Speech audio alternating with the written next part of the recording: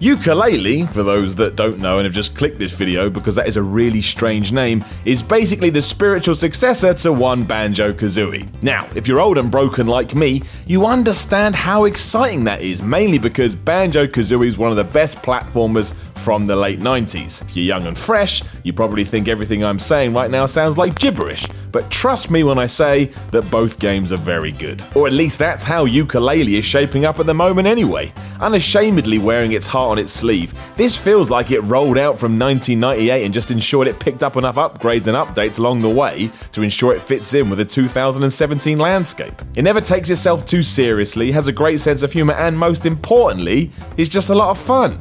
And games recently have forgotten what fun is. Asking that you collect a bunch of pages from a magic book that's been stolen by a humanoid bee, and yes, you did hear all that correctly, Playtonic Games' platformer is as solid as a rock. If you're not trying to scale something in the environment, you'll be taking on enemies with an array of moves you learn as you progress, and each and every level you unlock is more over the top and wacky than the last. For the purposes of this playthrough, we were taken to Tribal Stack Tropics, which could very well be the greenest video game world you've ever seen in your life. Instantly, however, you start to realise just how much each of these nuggets offer. Aside from allowing you to move the narrative forward, which don't forget is all about trying to stop a bee that's come to life, the amount of collectibles there are to find is only matched by an impressive array of characters to meet and side quests to get involved with. In just over an hour, I'd already had a race against a cloud, helped Shovel Knight find some treasure, and saved a skeleton from being eaten. If that sounds like a hell of a lot to do, that's because there's a hell of a lot to do, and from what I can take away from my experience,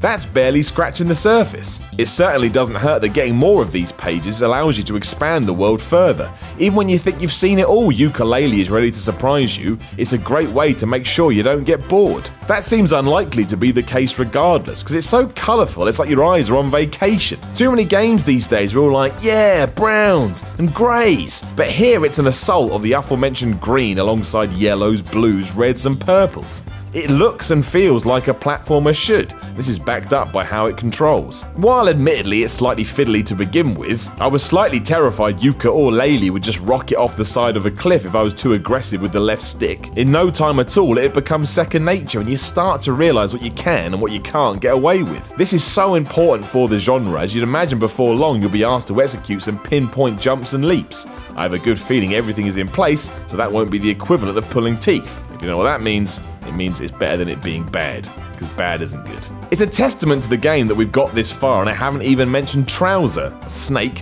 who basically serves as your hookup from start to finish. On hand to dish out new moves, advice and abilities, he's essentially how you level up, and each maneuver you do learn can then be used to unlock new areas or finally finish up missions you weren't able to do beforehand. It's all very smartly put together and somewhat nicely, never overly complicated. You can play this, your mum can play this, and possibly your nan. I mean, you'd have to teach them the controls if they're not used to a video game. There's still going to be a learning curve there.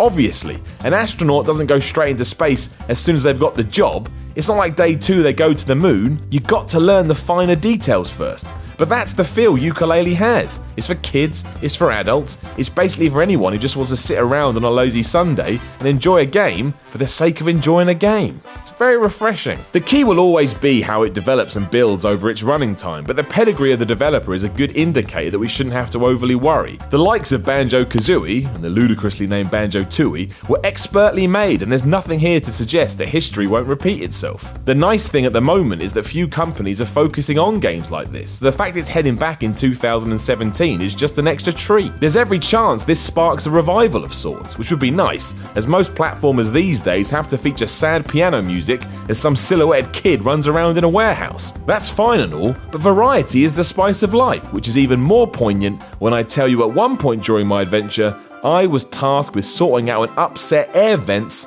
sore throat. And again, you didn't make that up in your head, I actually said those words out loud. I spent around 2 hours with Yooka-Laylee playing the game from its starting point, and I'm pleased to say I'm now of the opinion that I want to play some more. It's also quite funny and isn't afraid to tell the odd joke, which will make you roll your eyes. But eye-rolling humour is the best, so for that, I salute you Playtonic Games, and I salute your upcoming title too.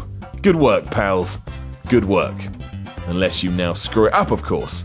Then I will consider this a betrayal, but I'm confident that won't be the case. So just in case you didn't understand any of that and would like a quick summary, in short, Yooka-Laylee is really good and will probably be one of the best platformers this year, especially if you were a fan of Banjo-Kazooie back in the day. And even if you never played those games, this would still serve as a great jumping on point to figure out if they're for you. So it's a win-win.